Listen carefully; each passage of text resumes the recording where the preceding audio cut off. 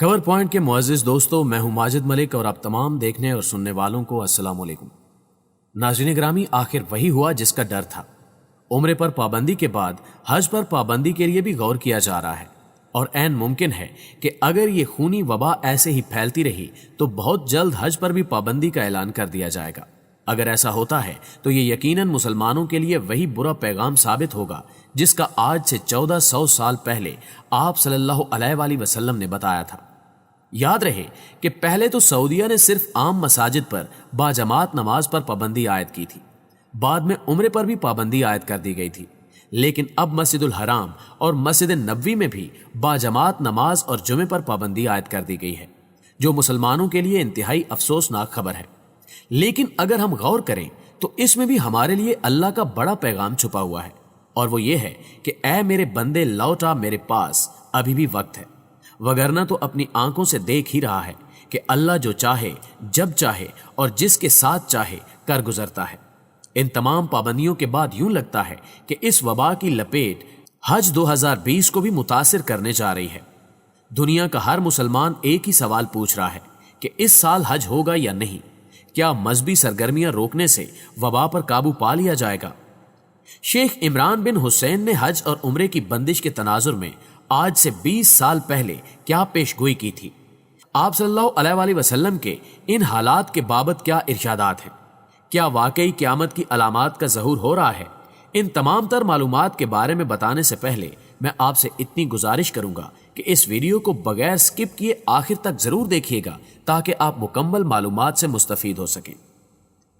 नाज़रीन ग्रामी, सऊदी अरब हुकूमत की जानिब से मजहबी पाबंदियों पर बात करने से पहले अहादीस में बयान करदा क़यामत की पेशगोइयों पर बात करते हैं।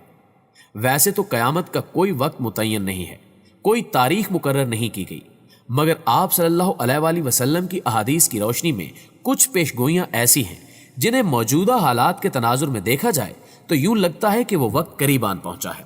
आलमी शोहरत याफ्ता मजहबी स्कॉलर शेख इमरान बिन हुसैन ने कहा था कि मैं आने वाले वक्त में सऊदी अरब में कई बड़ी तब्दीलियां होते देख रहा हूं। उन्होंने कन्फर्म तो नहीं किया था कि जो हो रहा है हूबहू वैसा ही होगा, मगर उन्होंने इशारों में ऐसी बात की थी जिसे सुनकर यूं लगता है कि वो आज ही के दौर के मुताल्लिक की गई थी। उन्होंने कहा था कि आने वाले कुछ सालों में आपको सऊदी अरब के अंदर हज बैतुल्लाह मौकूफ यानी हज बंद होता नजर आएगा और सऊदी हुकूमत पर मगरिब और फिरंग की जानिब से दबाव इस कदर बढ़ाया जाएगा कि वो पाबंदियां लगाने पर मजबूर हो जाएंगे।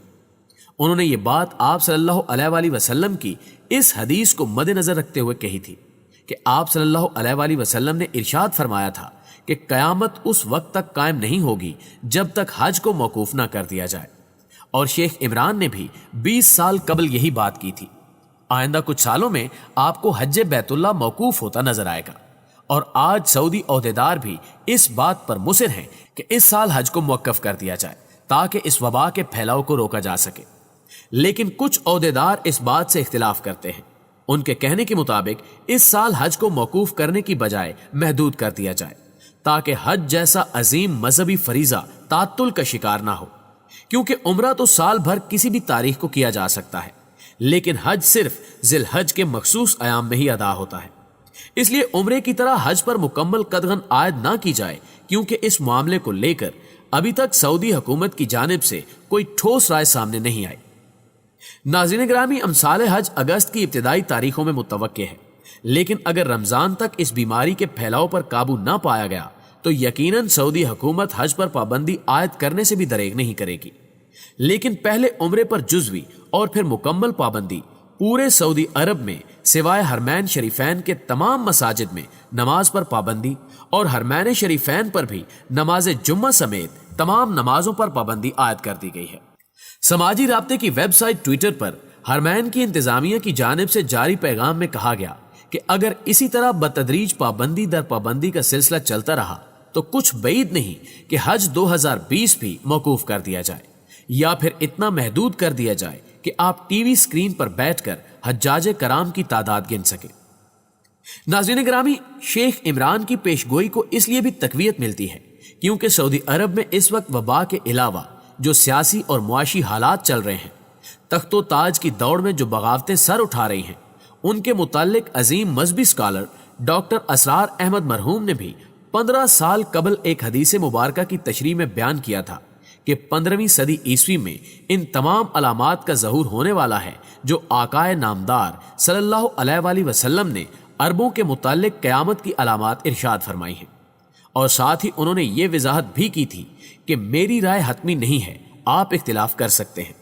اور آج جس طرح کے حالات چل رہے ہیں، ان حالات کو مد نظر رکھا جائے تو ڈاکٹر صاحب کی بات سے متفق ہوئے بغیر چارہ نہیں۔ آپ صلی اللہ علیہ وآلہ وسلم کے فرمان کے مطابق سب سے پہلے تباہی عربوں پر آئے گی، تو ہمیں یہ جان لینا چاہیے کہ عربوں پر تباہی آ چکی ہے۔ ویسے تو عربوں کی تباہی کا آغاز اسی وقت ہو چکا تھا جب انہوں نے خلافت عثمانیہ کے خاتمے کے لیے انگریزوں کا ساتھ دیا تھا، کیونکہ اس وقت سے لے کر آج تک یہ لوگ خانہ جنگی کا شکار ہیں۔ انہی لوگوں نے اسلامی نظریاتی ریاست پاکستان کے قیام کے وقت بر صغیر کے مسلمانوں کو طعن و تشنیع کا نشانہ بنایا تھا اور ان پر جملے کسے تھے۔ کوئی چشم تصور سے دیکھنا چاہے تو دیکھ سکتا ہے کہ عربوں کی تباہی میں کوئی بیرونی ہاتھ ملوث نہیں ہے، بلکہ انہوں نے ہمیشہ خود کے پاؤں پر کلہاڑی ماری ہے۔ جیسے ہمارے پیارے نبی محمد صلی اللہ علیہ وآلہ وسلم نے جزیرہ عرب سے مشرکین کو نکالنے کا حکم صادر کیا تھا، مگر انہوں نے مشرکین کو گھروں میں ہی نہیں بلکہ سروں پر بٹھایا ہے۔ پچھلی ایک صدی میں خون مسلم کو بہانے میں جتنا ان عربوں کا کردار ہے، شاید ہی کسی طاغوتی طاقت کا ہو۔ اور آج سعودی عرب جس سٹیج پر پہنچ چکا ہے، یوں لگتا ہے جیسے عربوں کی تباہی اپنے منطقی انجام کو پہنچنے والی ہے، کیونکہ کسی بھی ملک کی معیشت کا انحصار اس کے قدرتی وسائل پر نہیں ہوتا بلکہ اس کے محنتی ہونے پر ہوتا ہے۔ لیکن عرب لوگ زمانے کے نکھٹو ترین اور آرام پسند واقع ہوئے ہیں۔ انہوں نے صرف قدرتی وسائل کو بروئے کار لاتے ہوئے پورے عالم اسلام پر چودراہٹ کی ہے، لیکن اب چین سے پھیلنے والی وبا کی وجہ سے اس کے ریونیو کو تاریخ کی کم ترین سطح کا سامنا ہے، کیونکہ اس بیماری کے بعد چین میں انڈسٹری تقریباً بند ہو گئی ہے اور آئل کی ڈیمانڈ میں واضح کمی آئی ہے۔ آئل اس وقت $45 فی بیرل کی کم ترین قیمت پر آ گیا ہے، اور دوسری جانب اسی بیماری سے بچنے کے لیے عمرے پر بھی پابندی عائد کر دی گئی ہے، کیونکہ سعودی حکومت $30 بلین صرف عمرے کی مد میں سالانہ ریونیو جنریٹ کرتا ہے، اور جس طرح کے حالات چل رہے ہیں ممکن ہے حج بھی نہ ہو پائے۔ یعنی تیل کی قیمتوں میں بدترین کمی اور حج اور عمرے پر پابندی سے اس وقت سعودیہ شدید مالی بحران کا شکار ہے، اور آل سعود کی عیاشیوں کے لیے پیسہ بھی کم ہوتا جا رہا ہے۔ پیسے کے لالچ اور اقتدار کی بھوک بڑے بڑے محلات کو زمین بوس کر دیتی ہے، اور سعودی تخت و حکومت کے حالات بھی کچھ اس سے مختلف نہیں ہیں۔ وہ لوگ جو خلیفہ کی کرسی کے ارد گرد گھومتے نظر آتے ہیں، ان میں ہر تیسرے شخص کا نام محمد، احمد یا پھر عبداللہ ہے، اور خلیفہ چننے میں سعودی شہزادوں میں شدید قسم کا اختلاف بھی ہے، اور سرزمین عرب اس وقت کشت و خون سے رنگین بھی ہو چکی ہے۔ اب انتظار ہے اس وقت کا جب امام مہدی کا ظہور ہوگا۔ جید علماء کے مطابق 15ویں صدی ہجری میں ہی امام مہدی کا ظہور ہوگا، جو کہ نصف صدی گزر بھی چکی ہے۔ اب امام مہدی کے وجود پر بھی اختلاف ہے۔ اہل تشیع کے نزدیک امام مہدی پیدا ہو چکے ہیں، اس ڈر سے کہ انہیں قتل نہ کر دیا جائے انہیں غائب کر دیا گیا ہے، اور وہ 1200 سال سے روپوش ہیں۔ انہیں امام غائب بھی کہا جاتا ہے۔ اب ان کا انتظار ہو رہا ہے، اور اسی لیے انہیں امام منتظر بھی کہا جاتا ہے۔ لیکن اہل سنت کی رائے کے مطابق امام مہدی وہ ہوں گے جو عام انسان کی طرح پیدا ہوں۔ ان کا نام محمد ہوگا، اور ان کے والد کا نام عبداللہ اور والدہ کا نام آمنہ ہوگا، اور وہ آپ صلی اللہ علیہ وآلہ وسلم کے اہل بیت کی لڑی سے ہوں گے، اور عرب کے خلیفہ کے انتخاب میں اختلاف ہوگا، اور امام مہدی اس وقت مدینہ میں ہوں گے، اس ڈر سے کہ انہیں کہیں خلیفہ نہ بنا دیا جائے۔ بھاگ کر مسجد الحرام چلے جائیں گے، اور وہیں مقام ابراہیم کے قریب لوگ انہیں پہچان لیں گے اور ان کے ہاتھ پر بیعت کر لیں گے۔ اہل تشیع اور اہل سنت علماء اس بات پر اتفاق کرتے ہیں کہ امام مہدی پوری دنیا میں امن قائم کر دیں گے، اور عرب کی سرزمین پر انصاف کا جھنڈا لہرائیں گے، جو کہ کشت و خون سے رنگین ہو چکی ہوگی۔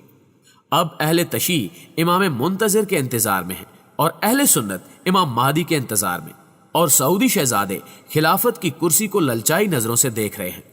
اب مستقبل میں کیا ہونے والا ہے یہ تو آنے والا وقت ہی بتائے گا۔ اور دوسری جانب پوری دنیا کو بایولوجیکل وار کا سامنا ہے۔ اس سے معمولات زندگی کے ساتھ ساتھ سب سے زیادہ مسلمانوں کی مذہبی عبادات متاثر ہوئی ہیں، اور اتنی تیزی سے وبا کا پھیلاؤ نہیں ہو رہا جتنی تیزی سے اس وبا کو لے کر مایوسی پھیلائی جا رہی ہے۔ ناظرین گرامی، دعا ہے کہ اللہ تعالیٰ تمام عالم انسانیت کو اس موذی وبا سے نجات دے، آمین ثم آمین۔ امید کرتا ہوں کہ آج کی یہ ویڈیو آپ کے علم میں خاطر خواہ اضافے کا باعث بنی ہوگی۔